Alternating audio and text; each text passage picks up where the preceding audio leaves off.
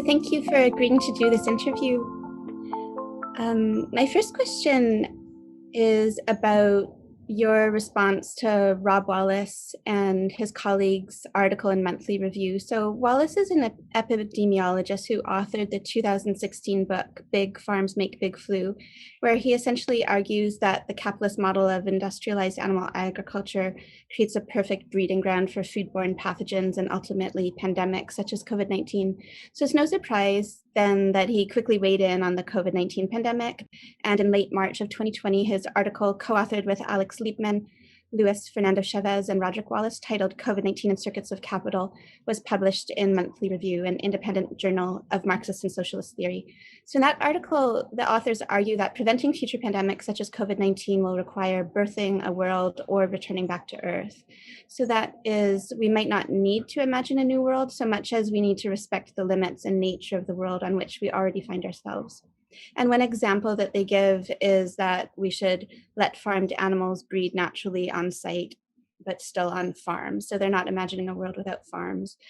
As a scholar of Marxism and labor movements, as well as a critical animal studies scholar, the article was obviously of interest to you, and shortly after, along with your co-authors, Michael John Dario and John Sanbonmatsu, you published a response to the Monthly Review article.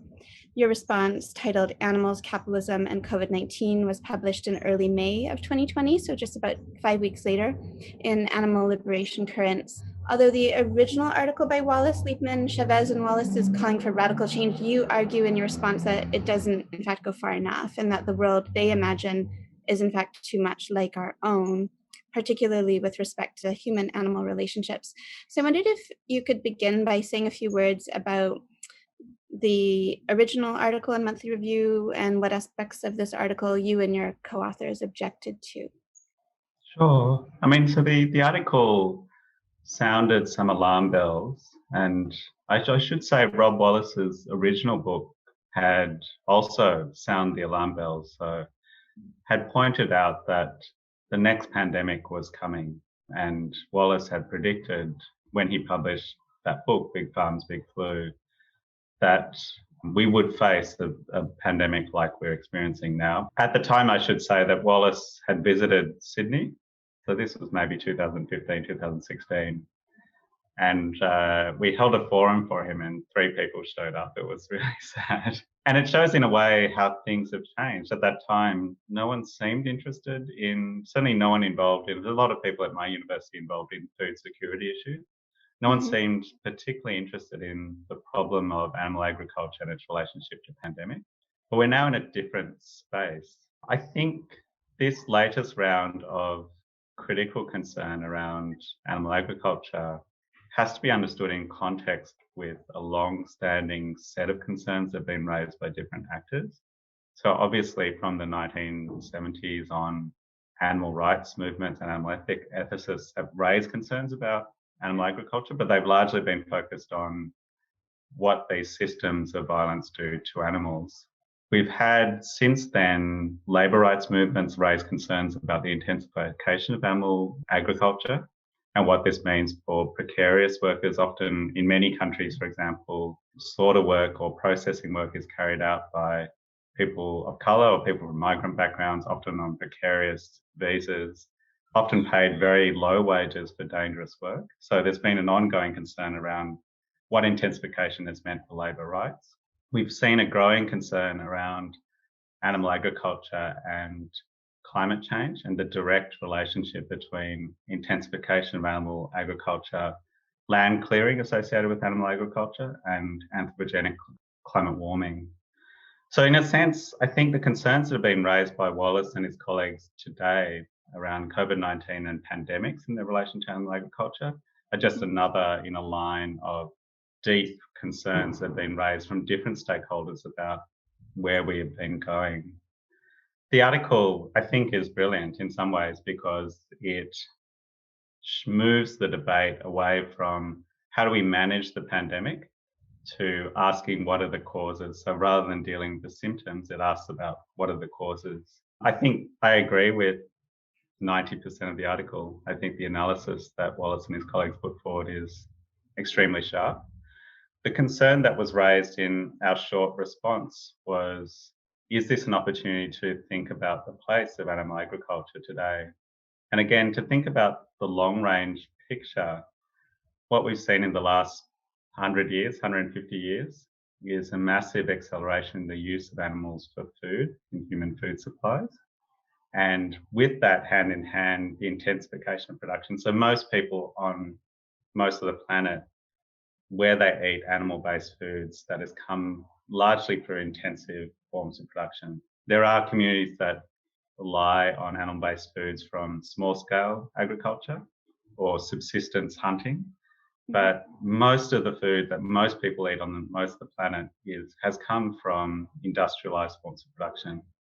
We now know, as I've said, that this production is cruel to animals, just frankly cruel to animals. It's dangerous for the planet. It's often dangerous for the people who work in those industries. And now we know it poses an existential threat to human populations themselves because of the relationship between animal pathogens and potential zoonotic disease in human populations. My next question is about your recent scholarship where you've bridged Marxist theory and critical animal studies, and politically you've been arguing for coalitions between the labor and animal advocacy movements. So I wondered if you can say a little bit about this scholarship and how has your work on Marxism and animals led you to see the COVID-19 pandemic? Sure. I mean, I accidentally fell into Marx, I should say. I published a book in 2015 called The War Against Animals. And in that book, I looked at different facets of the political relation of our hierarchical anthropocentrism. So I was particularly interested in the kinds of themes that animal rights theorists or animal ethicists had explored in relation to human-animal relations, but interested more as a political theorist in how would we systematically describe this. No surprise, when I looked at this in a systematic way, I just found that most human relations with animals involve violence and domination. And the book just frankly describes this across different spheres of life. One aspect of this was looking at property relations. And those who are familiar with animal rights theory will know that there's a scholar called Gary Francione who is quite influential in thinking about property relations and makes the point that most animals that humans have relations with, we have a property relation with. So he makes the argument that actually ownership of animals as property is part of the problem, and dealing with that problem would in effect solve some of the ethical issues we have in relation to our relations to animals. I kind of wanted to dig a bit further into it. And in that chapter, I started reading Marx and in a sense sort of realized that we can't really understand property today unless we understand capitalism as an economic and social relation. Because of course, property means something completely different today than it did 200 or 300 years ago. And maybe to give you an example of this, there's a British animal studies historian, Erica Fudge. She's got this fantastic paper where she looks at the wills of smallhold farmers, I think in the 16 or 1700s, but don't quote me, it's sort of some period like that, I'm not a historian. And finds that, of course, at a particular point, smallhold farmers in the UK or in Britain typically would have the animals that they owned living with them in their house. And this is because these animals were highly valued pieces of property.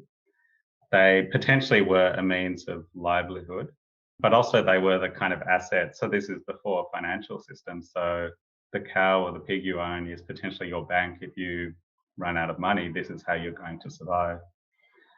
And Erica Fudge makes the point that this property relation looks very different from, say, the property relations that we have with animals today, and certainly very different from, say, a pig who is owned as an asset commodity within an intensive animal agriculture facility. There's a very different relation. Both are property, but a smallhold peasant farmer in the 1700s may have reasons to be kinder to their animal, even though this animal is owned as property, than the manager of an agribusiness today. And that to me indicates the importance of understanding property within a social and political context, and one that is aware or alive to history. Today we live in a capitalist economy, and capitalism has its own logic And some of my interest in this area is trying to understand, well, what does this mean specifically for animals? If we think about Marx and Marxism, it has largely neglected animals. And this goes right back to Marx's own work. So Marx, on one sense, willfully, I guess, neglects or sets aside animals as part of his ontological project. But secondly, just kind of ignores it. And I'll talk about each of those spaces. The first side of this is that this is sort of, for philosophy students, you might be aware of the early manuscripts, the 1844 manuscripts, where Marx lays out what is called the alienation thesis, where he argues that human workers under capitalism experience a kind of exclusion or alienation, which in effect makes them revert to their animal selves. So it says that capitalism, in stealing our labour time, prevents us from realising our flourishing as beings. I've described that very quickly, but it's something like that in that theory in there. And in those early manuscripts, Marx marks out an ontological distinction between humans and animals. And he draws this actually directly from Aristotle. He's in a way reading from Aristotle and marking this absolute distinction between humans and animals and saying that humans have an ability to creatively labour, which animals do not. So that's what I meant about, on one side, there's a very willful anthropocentrism within Marx. On the other hand, if you read the later Marx, and this is the Marx of Capital, the odd thing about it is that in the background, there's still this ontological assumption, but there's this weird phenomena that there's animals everywhere in the text. So if you read the 3 volumes of Capital or the Grundrisse to the notes that Marx was working on before he wrote Capital, animals are just almost on every second page. And part of this is just the reality of capitalism at the time he was writing, that animals are part of the raw materials of capitalism, so they are everywhere. But there are some amazing sections. So Capital Volume 2, Marx talks about the attempts to selectively breed particular animals to increase profit. And in these sections, in a sense, Marx is describing the template for the arrival of intensive animal agriculture.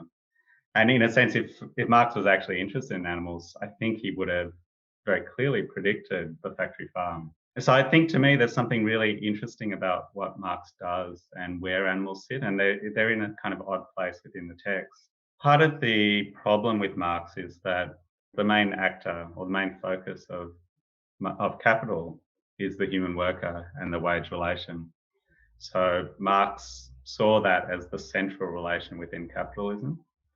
And Marxists after Marx have treated the human relation to capitalism as the main one that we should focus on, often with I guess we'd call it a kind of teleological faith that the human labour force was the one with the revolutionary potential to overthrow capitalism, so the human working class. And I think that's led to a kind of willful neglect by most Marxists of where animals sit. By the way, this problem is not unique to animals. So lots of feminist theory, for example, has taken aim at Marxism and pointed out that the neglect of the particular relation of women and the gender system to capitalism is one of the problems that's inherent within lots of Marxist literature. And lots of other theory, like Cedric Robinson's Black Marxism, has looked at the way that Black and minority populations have been drawn into the foundations of capitalism and the role of slavery in creating the material base of capitalism. And I think a lot of early disability theory, such as Mike Oliver, similarly points out that actually capitalism marks a significant turning point in the fabrication, if you like, of disability as a construct in the contemporary era.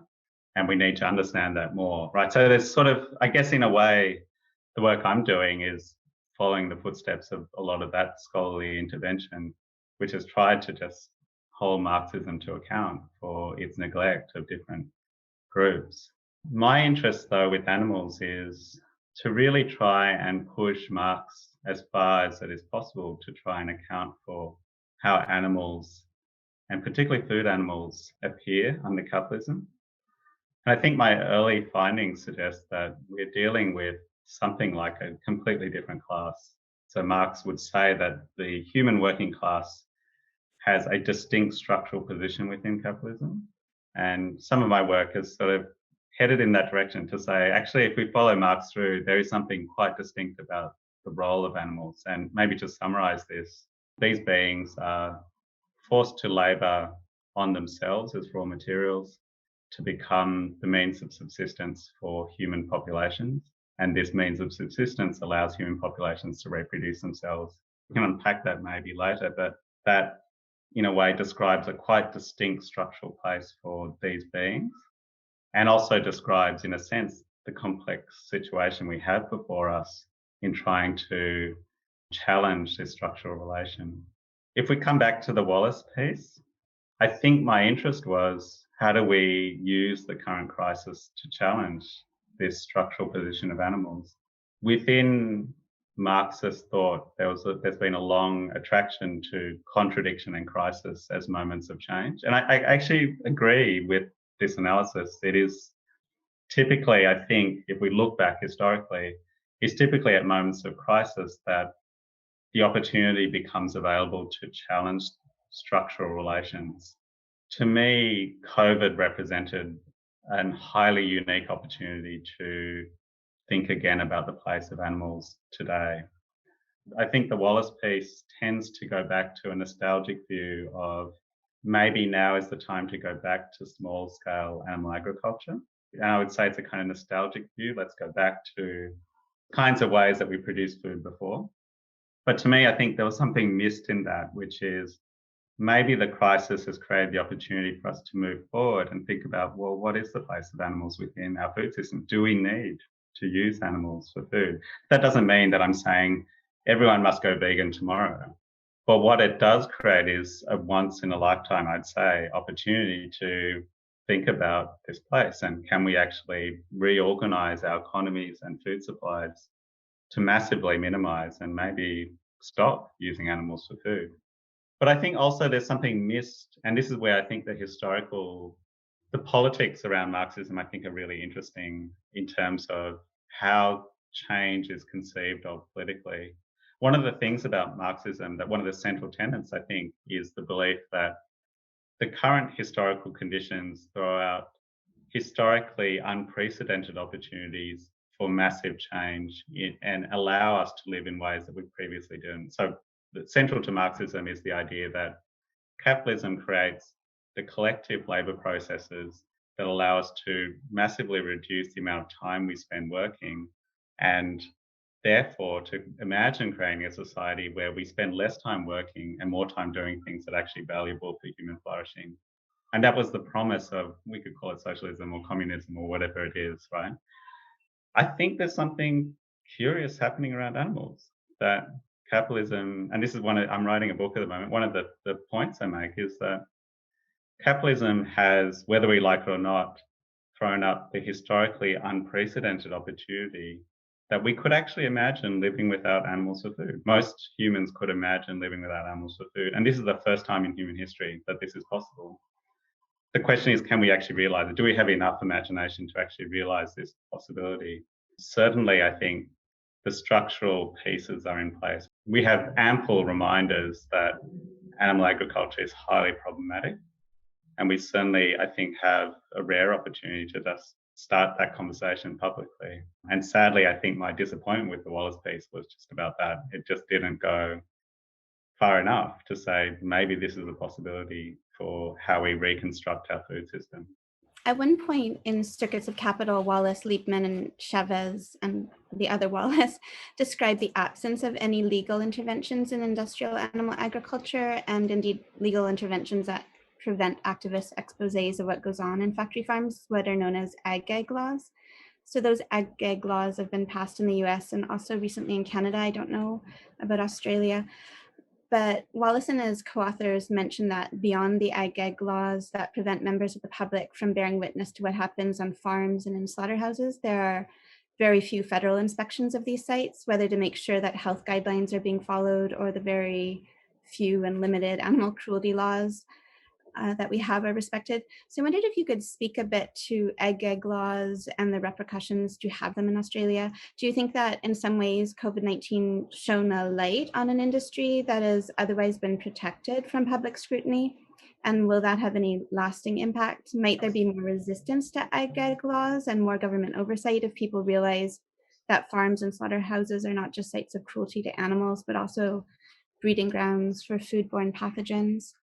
Certainly in Australia and what I've read in North America, it seems fairly disappointing in that there was a degree of public scrutiny that emerged, particularly early in the COVID crisis, but most of that public scrutiny was directed at human workers, which isn't a bad thing. I think it's important.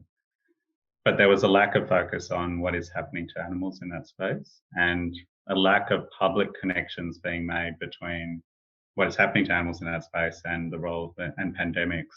That there was, again, this sort of massive missed opportunity to really think about those relationships. In Australia, we've also had our own raft of what have been called ag gag laws.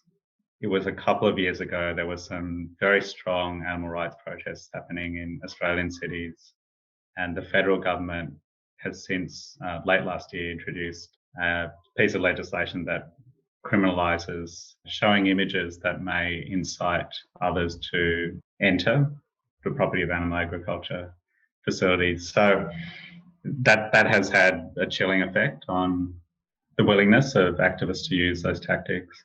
Obviously, I think this is an example of the state working with large companies often to protect from public view what is going on in those facilities. I think whether the public wants to know, I don't know. I think there's a continuing problem that animal activists face is that there's a desire to show what's going on from the activists, but lots of willingness from the public to just not know.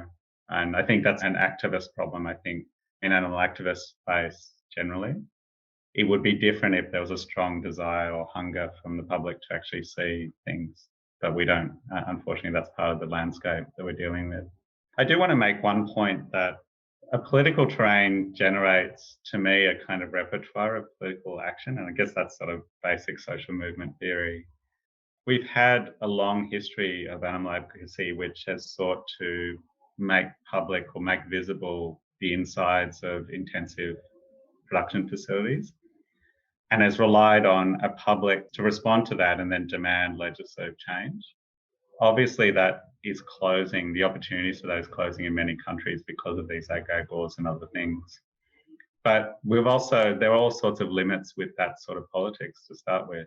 And one of these was, as I described, the unwillingness of most people to see or care. The other thing I think is interesting, and this relates to some of my work, is that I'm very interested in who else is in the slaughterhouse that is potentially politically part of these questions of mobilisation. The people who are always there are the workers, right? And again, this, to me, it highlights the lack of focus from animal advocates on those who are actually present in the slaughterhouse and the capacity to work with them as partners towards change. In Australia and other countries, it's often workers who tip off animal advocacy organisations. So the workers will see something that just goes way beyond, the routine violence, and that's where the tip off will come from. Or you have a precarious worker who goes in there for a couple of shifts and then realises how horrific it is and tips off an animal advocacy organisation. And that to me tells us that even without ag-gag, we do actually have multiple sites or roads into animal agriculture facilities, but they involve a different kind of organisation. And that's something I've been really interested in, is the different people involved. So there's obviously people involved in slaughter, there's people involved in processing, and that's often a different side, but I think it's interesting and very exploitative. You have drivers who often actually have faced extraordinarily dangerous and stressful conditions, and also are potentially a voice and have been a voice for calling out cruelty. And then you've got the veterinarians, and so in many jurisdictions, a veterinarian has to be present for at least part of the process, particularly at slaughter. These people increasingly it's not a valorised employment profession, it's pretty tough. And there is some history of organising with vets that can have a disruptive effect on animal agriculture. It just poses a different question of tactics. I'm not saying that therefore I welcome ag-gag. I think, obviously, I think it's deeply problematic that the state has colluded with animal agriculture to prevent this basic public information. But perhaps this creates opportunities for different strategies that we haven't explored. And that includes, I think, working with the workforces who are engaged with animal agriculture, who I think increasingly will have concerns about what they're seeing. And I think that creates an opportunity. It's not a straightforward opportunity because many of those involved in those industries want to keep a job. So they're cross purposes with lots of animal advocacy, which aims to close down the factory.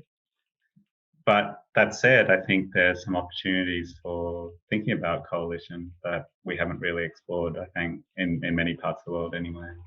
You've published work at the intersections of critical race theory and critical animal studies, especially around the live animal exports in Australia and racism in animal activism. And I wonder if you had anything to say on that topic around animal activist responses to the COVID-19 pandemic.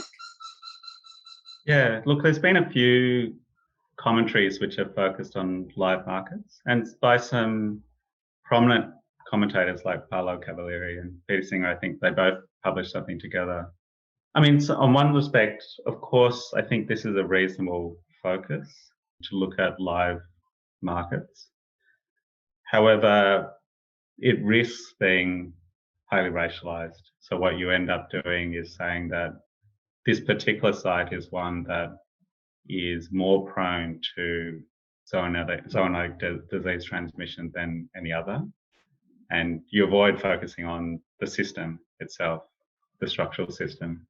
So I think that to me is one of the reasons why we need a lot of care and conversation before we think of, well, what are the targets? And I think a lot of my work around live export was really asking that question, was why is it that in Australia or anyway, live animal export has proved very successful as a campaign, but it happens to be a campaign that's highly racialized. It's imagining a racialized other as the target of campaigning. I have a question as well about in vitro meat. We're having this conversation in December 2020, and in the last few weeks, the first lab-grown meat restaurant opened in Tel Aviv, and in vitro meat was approved for sale in Singapore for the first time. And I know critical animal studies scholars are really divided about this. I wondered if you would share your perspective. I mean, I should say I don't have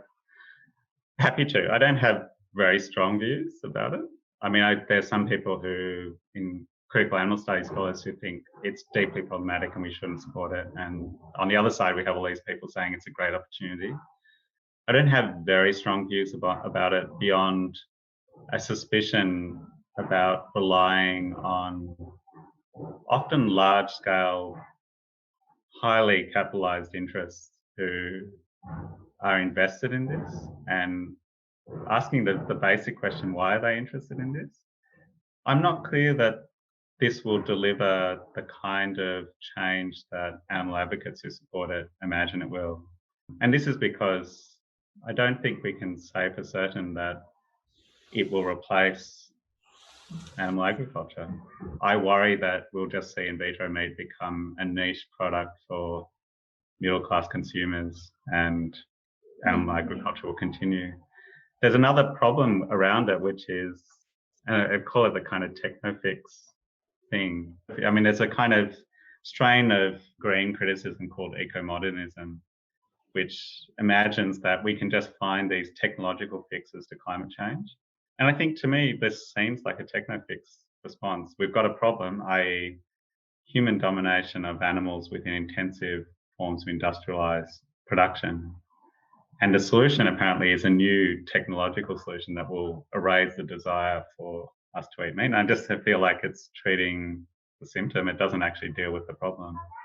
And I think, by the way, those of you who are familiar with the politics around disability will know that these sorts of techno-fixes are commonplace. And these are things that disability activists constantly work against, to say, obviously we want a solution to, spinal cord lesions, and a technological fix would be fantastic for many people.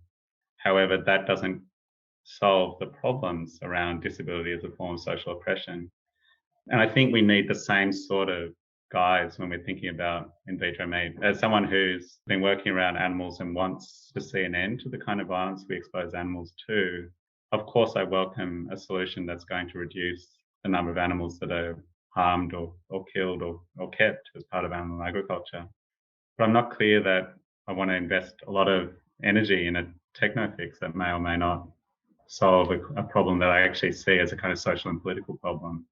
I was hoping to ask you about fish because fish tend to be left out in discussions of animal agriculture and in animal activism as well. And I know you've worked a lot on this topic. And I wonder, there's a lot of people becoming pescatarians these days when they hear about animal agriculture and the problems of animal agriculture with respect to mammals and birds. And I don't know if there's a perception that fish aren't farmed in industrial ways or that they don't suffer, so it doesn't matter. And I recently read Amanda Little's book, The Fate of Food, where she talks about Norwegian fish farms where they can't feed the fish they're farming fish anymore because there's not enough wild fish and it's too environmentally problematic to farm fish for the fish to eat, but not to farm them for us to eat. So they're feeding them algae. So I just thought that was really ironic that making fish be vegan so that humans don't have to. And I wondered if you would comment at all on, or just say a few words about capitalism and fish or pescatarianism. I think they are, as you say, neglected by both animal activists, but in general, public conversation. And we often actually miss that something quite dramatic has happened in the history of human relations with fish in the last 40 years that actually is completely unprecedented. Now, the UN Food and Agriculture Organization tells us that more than half of the fish consumed by humans comes from intensive farms, i.e. factory farms for fish or aquaculture. If we think about it, before that point, most fish were wild caught. So what humans have effectively done in 40 years is domesticated fish species on a mass scale. And to put this into context, it took millennia to domesticate land animals, but humans have domesticated fish in a lifetime.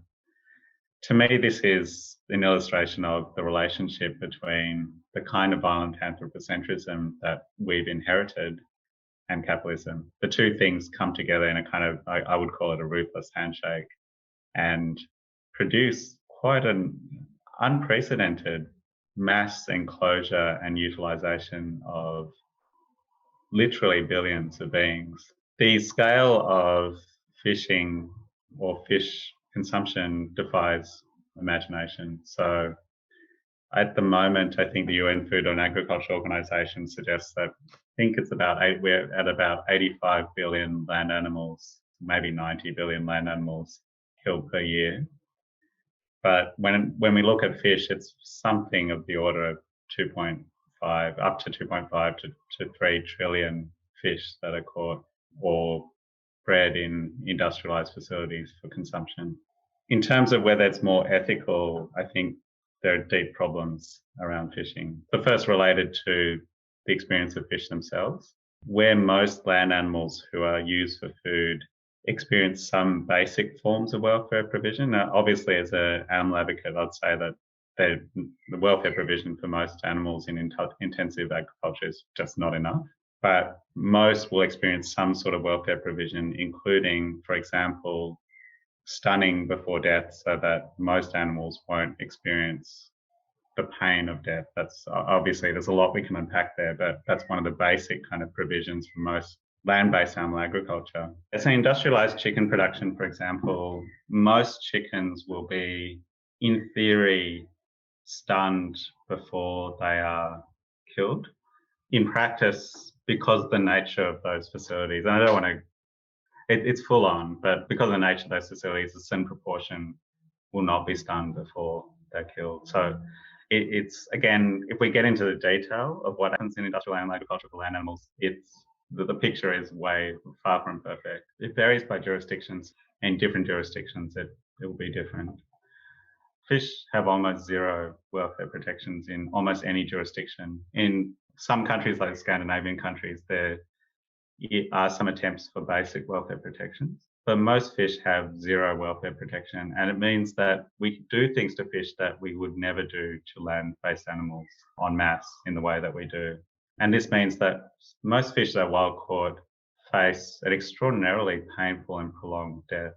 And part of the argument for not providing welfare was the uncertain science around whether fish feel pain. But now there's this amazing body of evidence that fish indeed feel pain. In fact, they have an emotional life, much like land-based animals.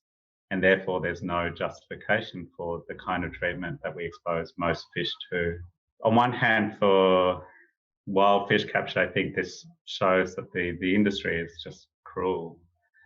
For aquaculture, on the other hand, there's more capacity to control for welfare. So you do find in some aquaculture facilities forms of percussive stunning used before the animal is killed and things like that. But we're still a long way off from recognising uniform welfare for fish. So the ethics are highly dubious when it comes to that dimension. When it comes to the environment, wild fish capture is an absolute disaster. And we now have lots of documented evidence that humans are just basically fishing the oceans dry, and we're fishing at a level that doesn't allow many fish species to reproduce themselves as a population. On the other hand, aquaculture, particularly aquaculture based in seas or oceans, is proving to be an environmental disaster in that, as you described, for example, mass fish escapes, we've actually had some huge ones recently here in Australia, end up proving dangerous for other species around because the escaped fish will go and prey on wild animals or wild fish and end up depleting food supplies for other humans, right? So it ends up being a cyclical problem. If you bring it onto land, then this introduces the kinds of problems that we see in land-based intensive animal agriculture, i.e. that these are carbon intensive, more carbon intensive, and you have to deal with the pollution that comes with having an intensive animal agriculture facility on land. So it's debatable whether it's kinder or more ethical to eat fish. I'd certainly say not today.